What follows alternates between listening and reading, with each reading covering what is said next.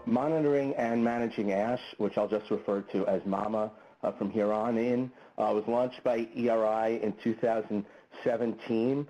And as Jennifer, I think one of her earlier slides showed, MAMA includes 3 citizen science projects, which I'll get to later. But what makes the MAMA framework really special is that citizen science is closely integrated with ash management decision making. So management decisions can either hinder or facilitate finding lingering ash. And I will show you how this is the case. If we think of the typical, what I'd call traditional decision tree of management choices for trees, and so this does not incorporate a long-term conservation perspective. One approach is to, let me try and get the arrow going here, which doesn't seem to be working for me. So on the right you see you can treat trees chemically if they have a special role in the landscape, making it worthwhile, and treatment is practical and affordable, or to cut the trees if they're potential hazard trees and pesticide treatment is too costly or impractical, or cutting is necessary in some very rare cases, especially with black ash, to maintain habitat type, or harvesting is needed for other purposes such as economic sustenance or cultural uses of the trees. And in this schema, those are the 2 constructive actions you can take, either cutting the trees or treating them. And those trees that are neither cut nor treated are seen as trees that are just left to die and are almost standing testament to the inadequacy of the manager or their lack of resources to do something about EAB. As I said, this is the traditional schema, but we've changed it by adding this third option here, which is really re-envisioning those trees that you're just leaving to die. So these are trees that are neither cut nor treated, and they're really crucial in 2 ways in providing the foundation for finding lingering ash. One is setting small numbers of trees, small groups of trees. In our case, for our projects, we use about 40 trees in a monitoring plot to watch these trees as they die, as Kathleen had discussed earlier, so that we can determine when particular EAB-induced mortality thresholds have been reached in the area. The second reason to leave trees, live trees, standing is just to leave enough healthy live ash standing in the landscape that will be a reasonable chance to find some lingering ash among them. If you think of it, lingering ash are very rare trees typically, so the more healthy ash we leave standing there, that can ultimately, a few of them can turn out to be lingering ash. It's kind of like buying a lot of lottery tickets instead of buying just a few. So related to this is our public service announcement, which is to not needlessly cut healthy ash. Although cutting ash for reasons mentioned above, hazard tree elimination, harvesting, etc., is completely sensible. You know, we're not saying do not cut any ash. Do not needlessly cut ash, because enough healthy ash needs to be left standing to reasonably enable finding lingering ash. And additionally, reducing ash presence generally increases local mortality on the remaining trees and increases the spread rate. And also, if you're cutting down a lot of ash at once, it will promote large-scale plant invasion, because instead of those ash trees dying gradually and the trees around them filling that canopy space, all of a sudden you have a huge canopy gap, which will facilitate plant invasion. So in addition to overcoming that traditional view that you need to either cut or chemically treat your trees to respond to EAB, and which actually precludes ultimately finding lingering ash, the other obstacle that we have to overcome is kind of the psychology of EAB infestation. In particular, when we get to late infestation, typically, I don't know, my pointer is not working, but over on the right side there you see late infestation when the ash are largely dead, up in the top of the right column there. Ash are largely dead with the remainder very unhealthy.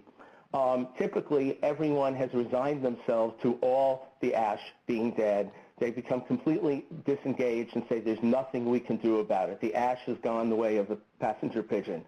Actually, this stage is when it's really crucial, as Kathleen showed, to get people out looking for those lingering ash, because that's when they'll be revealed. Those will be the healthy trees that are still standing and flourishing while, when the other trees are dead. So you should still, so instead of that late stage being an excuse to give up, it should actually in itself be a call to action to go out there and be searching for those lingering ash trees. And because those lingering ash trees are not only rare, but we also need lingering ash genotypes and resistant genes from across the range of North American ash, it's a monumental effort. We have to have a lot of people intensely looking across a huge geographic area for very rare trees. So that calls certainly for citizen science. So we have 3 citizen science projects on the anecdata.org platform. So anecdata.org is an initiative by the Mount Desert Island Biological Laboratory to create a platform for rigorous numerical, analytical citizen science. And it's actually the platform that's used by NASA for all of its citizen science projects. If it's good enough for NASA, it's good enough for us. So these three anecdata projects we have are Mama Ash EAB surveys, which is one where you're just simply reporting presence of definitive EAB damage on trees that you look at. It's very easy to do. And you're also reporting whether or not EAB has killed any trees yet at a locality. It just takes a few minutes to submit a report, and that can be used for any kind of ash tree, even planted street trees in urban settings. The other 2 projects, Mama Monitoring Plots Network and Mama Lingering Ash Search, are both aimed at helping the search for lingering ash, so I'll focus on those. And for those, you need to just be reporting data from naturally occurring native ash.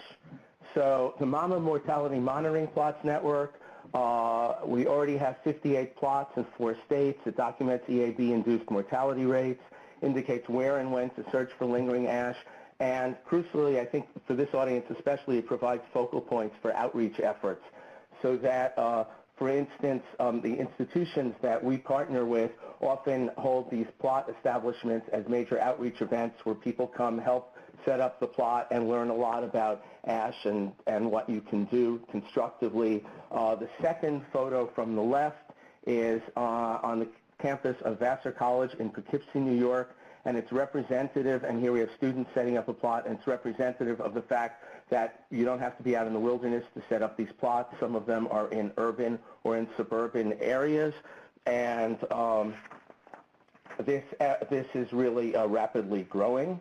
I'll also mention that we have plots for different species of ash, and we have some already in Vermont that are all just for black ash, and we're especially looking for greater participation in setting up more plots for black ash given their ecological and cultural significance. Mama monitoring plot requirements are based on those that Kathleen and her colleagues developed. They've been tweaked a little bit by us to make them more accessible while retaining their rigor. You have these here. I will not go into this in greater detail because I'm running short on time.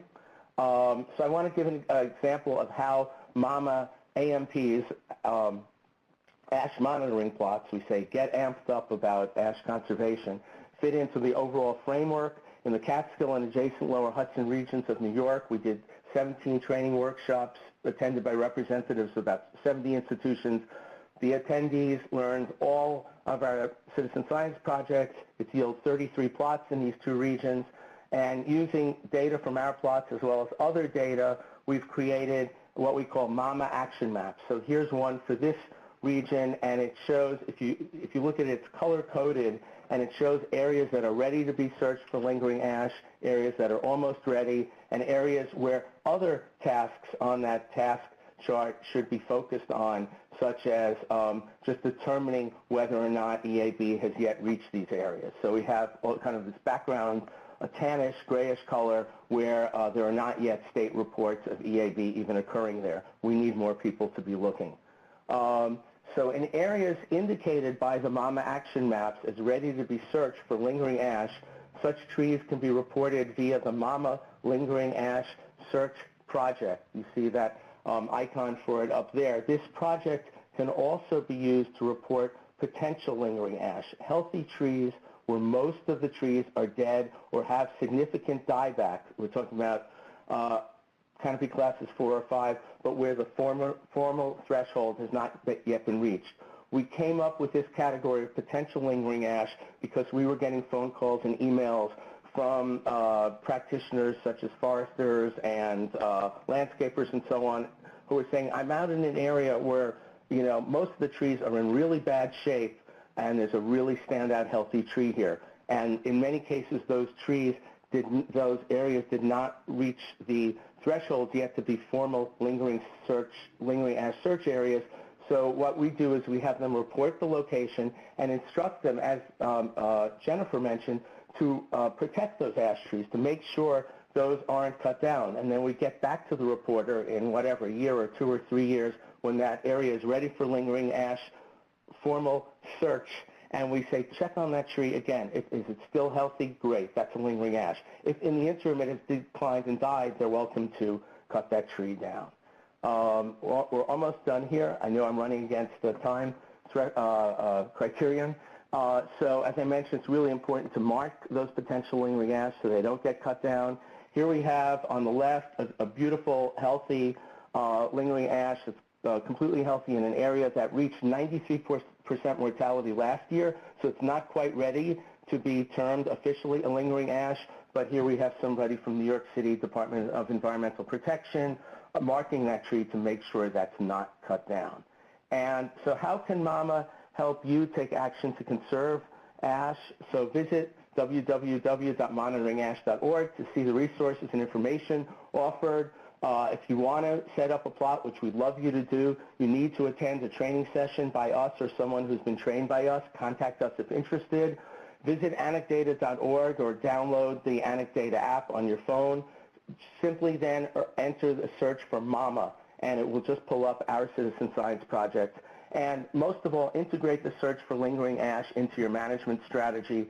If you have any questions, please contact us at outreach@monitoringash.org. I guarantee it will eventually reach me, and I will personally respond.